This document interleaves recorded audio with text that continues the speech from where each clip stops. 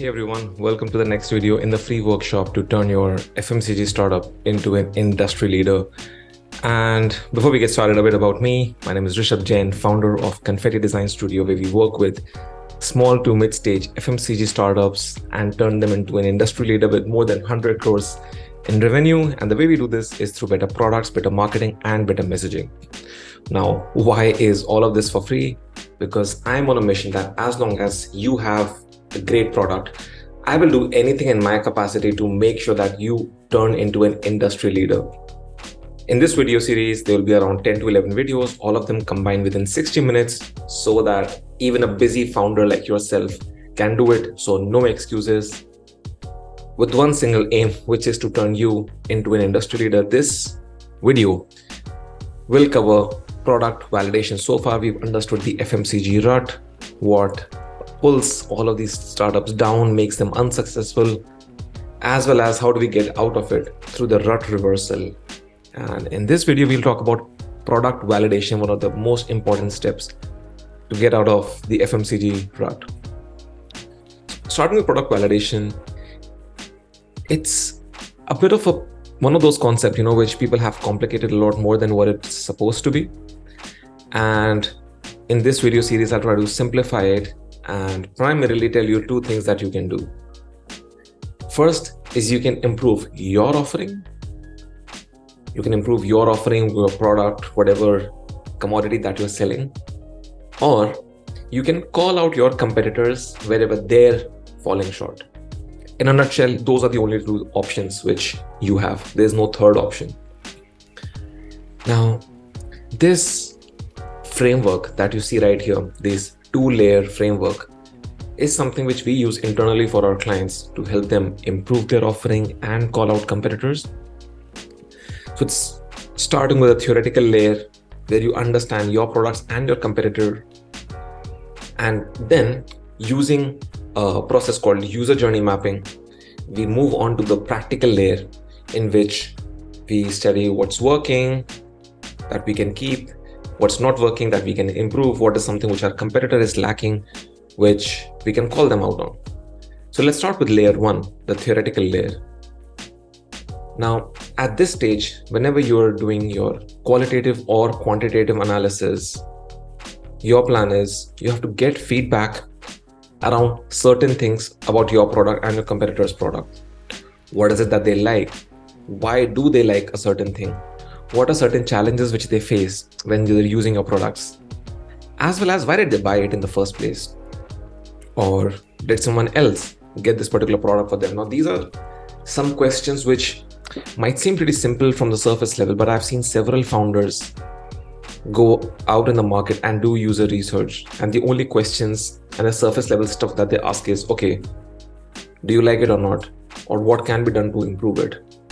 Now, that is a really difficult position to be at because you're pretty much giving all of the weight to do the innovation to the customer. The customer doesn't have to do the innovation. So don't ask questions like what can be done to improve it. On the other hand, what you have to actually ask them is what is it that they're struggling with? So you are still in charge of the innovation. So remove the burden of innovation from your customers and move it to yourself. And another type of question that you can ask is what does it help them to accomplish?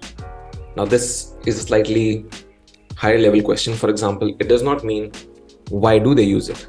For example, a product might be like a deodorant. Now, the deodorant, what it does for them, it makes them smell good. It removes body odor. But what does it help them to accomplish is maybe self-confidence.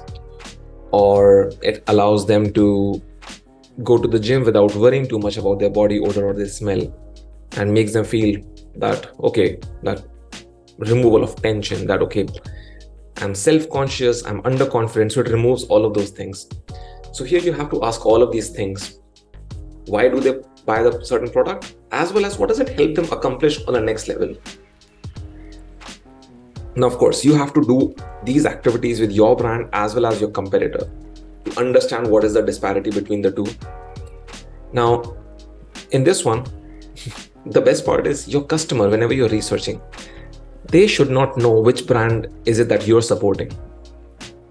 so that it removes any bias. A lot of time what happens is customers or participants, just out of being patient, or sorry, just out of being polite, they try to tell you something which would make them look nice or kind or polite. So they would compliment your product.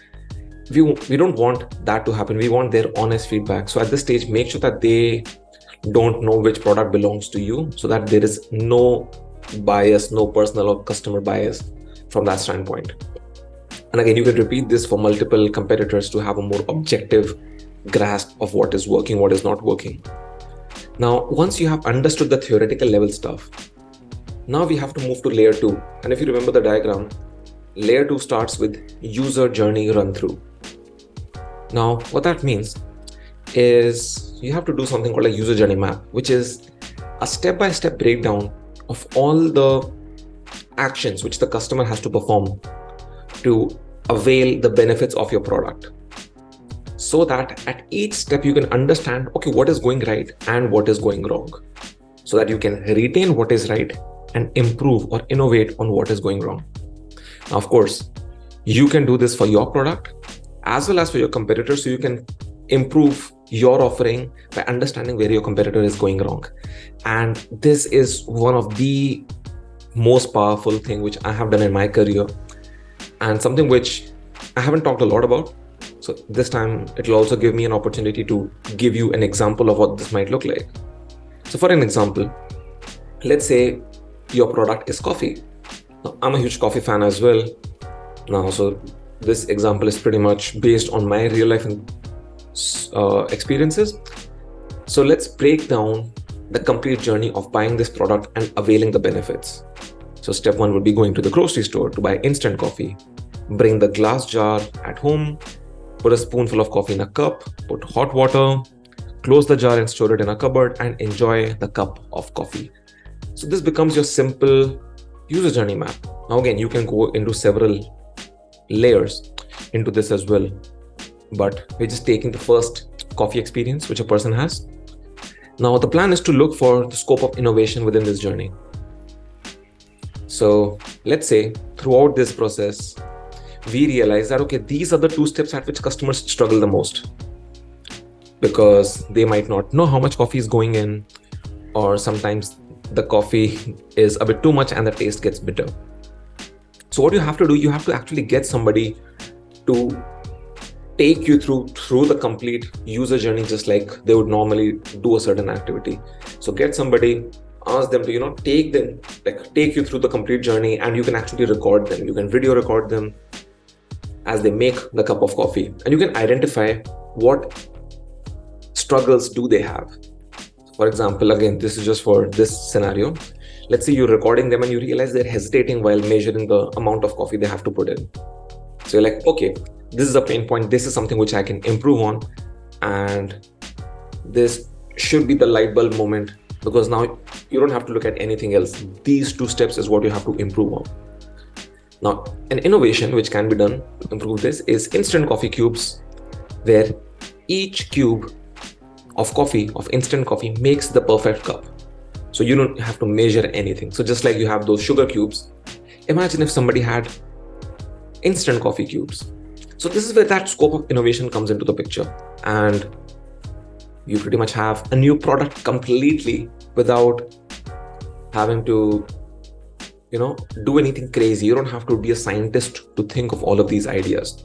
You simply ask the person to take you through the user journey map, identified what the pain points were, look for the scope of innovation within those steps, 1 or 2 steps, innovated there. Now imagine if you're a brand founder who has a product like this one. This would be so easy to market compared to regular instant coffee products. Now this is the power of user journey mapping and actually having a product validated by customers. And that's the magic. Now you can actually find simple innovations that can make your product a lot more memorable. Memorable products equals to easy marketing. With the same amount of marketing budget, you can just sell a lot more products. Now, just some step-by-step breakthrough of it. Within qualitative research, ask the participants to actually walk you through the complete steps that they take. Dive deeper into each step, video record them so you can watch it over and over again. and actually probe them, ask them follow-up questions that, okay, why do you just put 1 teaspoon of coffee? Why not 1.5 teaspoon? Why not two teaspoon? It's almost like a tongue twister at this point. But yeah, so all of these things you have to do. You have to probe the customer so that they can actually tell you what the pain point was. And if the pain point is big enough, you have hit the jackpot. There is a massive scope for innovation and improve the product offering that you have. Now that is level 2. So you went from layer 1 to layer 2, theoretical to practical. And yeah, at this stage, you can actually call out your competitor if you believe that their product has a certain pain point. If you realize that your product has a pain point, you can improve this. If your competitor is doing something right, you can incorporate it. If you're doing something right, keep it. This pretty much wraps up what you can do when it comes to product innovation and what I have used with several of my clients to make sure that their products become a lot more memorable when it comes to capturing new market. And that's it. That sort of wraps up the product validation side. Now, the next thing which we'll cover in the next video is price validation. So as I mentioned, all of this free value to you, none of that LinkedIn or YouTube or bookish knowledge. All of this is based on practical work that we've done with our clients, brought to you completely for free. And yeah, that's what we'll do in the next video. We'll go through price validation and pretty close to the finishing line already. So yeah, without saying anything, I'll see you in the next call. See you. Bye-bye.